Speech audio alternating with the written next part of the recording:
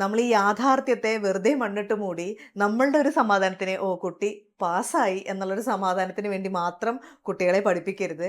കഴിഞ്ഞ ദിവസം എന്നെ ഒരു പാരന്റ് കാണാൻ വന്നിരുന്നു. കുട്ടിയുടെ മാർക്ക് വളരെ കുറവാണ്. കണ്ടിന്യൂസ് ആയി ട്രെയിനിങ് കൊടുത്ത് ബേസിക്സ് ഒക്കെ ഡെവലപ്പ് ചെയ്തെടുത്താൽ മാത്രമാണ് കുട്ടി ഇന്നിരിക്കുന്ന 6ാം ക്ലാസ്സിലെ പൊസിഷനിലേക്ക് കുട്ടിക്ക് എത്താൻ സാധിക്കുള്ളൂ. പക്ഷെ ഇപ്പോഴത്തെ അമ്മയുടെ പ്രശ്നം, ഡെയിലി സ്കൂളിൽ നിന്ന് ടീച്ചർ വിളിക്കുന്നുണ്ട്, പ്രിൻസിപ്പളെ കാണാൻ പറയുന്നുണ്ട്, ഡെയിലി കംപ്ലൈൻസ് ആണ്. സോ പരീക്ഷയ്ക്കൊന്ന് പാസ്സാക്കി എടുത്താൽ വലിയ ത്രെട്ടനിങ് ഒഴിവാവും എന്നുള്ളതാണ് അവരുടെ പ്രശ്നം. കുട്ടി കഴിഞ്ഞ എക്സാമുകളിലൊക്കെ അമ്മ പഠിപ്പിച്ചു കൊടുത്ത അതേ സാധനം തന്നെ പോയി എഴുതിയിട്ട് ജസ്റ്റ് പാസ്സാവുക, അല്ലെങ്കിൽ ഒരു 10 മാർക്ക് 15 മാർക്കൊക്കെ മേടിക്കുന്ന ഒരു അവസ്ഥയിലേക്ക് എത്തിയിട്ടുണ്ട് കുട്ടി. പക്ഷെ അതെല്ലാം തലേദിവസം രാത്രി അങ്ങനെ തന്നെ മഗപ്പ് ചെയ്ത് പിറ്റേ ദിവസം അതേപോലെ പോയി എഴുതിയതാണ്.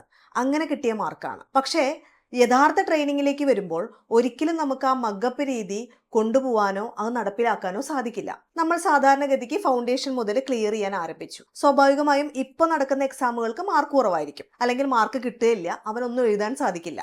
കാരണം അവന്റെ ഫൗണ്ടേഷൻ ക്രിയേറ്റ് ചെയ്ത് വരുന്നതേ ഉള്ളൂ. ആ വസ്തുതകളെ ഒന്നും സ്വീകരിക്കാൻ അമ്മ തയ്യാറല്ല. അമ്മ പറയുന്നത് ഇപ്പം നടക്കുന്ന എക്സാമിന് ജസ്റ്റ് പാസ്സാവാൻ പറ്റണം, അറ്റ്ലീസ്റ്റ് പാസ് മാർക്കിന്റെ അടുത്തെങ്കിലും എത്താൻ പറ്റണം, ഒന്നും കിട്ടാത്ത അവസ്ഥ ഉണ്ടാവരുത് എന്നൊക്കെയാണ് പറയുന്നത്. കാരണം അമ്മയുടെ ത്രെട്ടനിങ് പോയിന്റ് സ്കൂളിൽ നിന്നുള്ള കോൾസ്, അല്ലെങ്കിൽ ടീച്ചേഴ്സ് വിളിക്കുന്ന കോൾസ് ഒക്കെയാണ്. കുട്ടിയുടെ അടുത്ത സ്റ്റേജിനെ കുറിച്ച് അവർ ആലോചിക്കുന്നേ ഇല്ല. അടുത്ത ഘട്ടത്തിൽ, അതായത് 8, 9, 10 കാലഘട്ടങ്ങളിൽ വരുമ്പോൾ എങ്ങനെയാണ് അമ്മ ഈ മഗപ്പ് രീതി പരീക്ഷയുടെ തലേദിവസം തുടരാൻ പോകുന്നത്?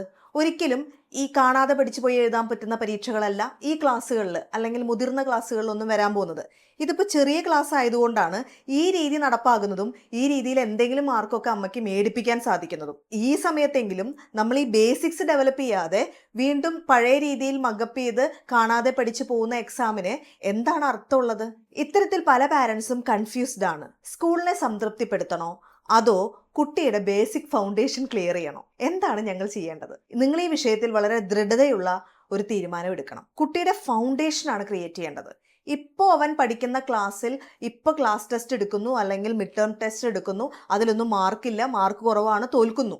ഈ വിഷയത്തിൽ നിങ്ങൾ ബോധർ ചെയ്യേണ്ട കാര്യമേ ഇല്ല. അവൻ്റെ ഇപ്പം നടക്കുന്ന ക്ലാസ്സിലെ പാഠഭാഗങ്ങളെക്കാൾ ഉപരി അവൻ്റെ ബേസിക്സ് ഡെവലപ്പ് ചെയ്യുക. അവൻ മൾട്ടിപ്ലിക്കേഷൻ, ഡിവിഷൻ ഇതൊക്കെ നന്നായി ചെയ്യുന്നുണ്ടോ? ബേസിക് സ്റ്റേറ്റ്മെന്റ് പ്രോബ്ലം അവന് ചെയ്യാൻ സാധിക്കുന്നുണ്ടോ? ഇംഗ്ലീഷിന്റെ ഗ്രാമർ അവന് കൈകാര്യം ചെയ്യാൻ സാധിക്കുന്നുണ്ടോ? ഓൺ വേർഡ്സിലെ സ്വന്തം ആശയം ഇംഗ്ലീഷിൽ സ്വന്തമായി എഴുതാൻ സാധിക്കുന്നുണ്ടോ? മലയാളത്തിൽ നല്ലൊരു സെന്റൻസ് എഴുതാൻ അവന് പറ്റുന്നുണ്ടോ? ഇങ്ങനെയുള്ള കാര്യങ്ങളിലേക്കാണ് നമ്മൾ ഊന്നൽ നൽകേണ്ടത്. ഈ ബേസിക്സ് റെഡിയായി കഴിയുമ്പോൾ സ്വാഭാവികമായും സ്കൂളിലെ പരീക്ഷയ്ക്ക് മാർക്ക് വന്നു തുടങ്ങും, അവൻ പഠിച്ചു തുടങ്ങും. അതല്ലാതെ നമ്മൾ ഈ യാഥാർത്ഥ്യത്തെ വെറുതെ മണ്ണിട്ട് മൂടി നമ്മളുടെ ഒരു സമാധാനത്തിന് കുട്ടി പാസ്സായി എന്നുള്ളൊരു സമാധാനത്തിന് വേണ്ടി മാത്രം കുട്ടികളെ പഠിപ്പിക്കരുത്. പഠനം എന്ന് പറയുന്നത് മാർക്ക് കിട്ടാൻ വേണ്ടിയല്ലേ അല്ല. കുട്ടി ആ വിഷയത്തിൽ അടിസ്ഥാനപരമായി കാര്യങ്ങൾ മനസ്സിലാക്കുന്നുണ്ടോ, അതിൽ തിങ്ക് ചെയ്യുന്നുണ്ടോ എന്നെല്ലാമാണ് നമ്മൾ ചിന്തിക്കേണ്ടതും ആലോചിക്കേണ്ടതും വിലയിരുത്തേണ്ടതും.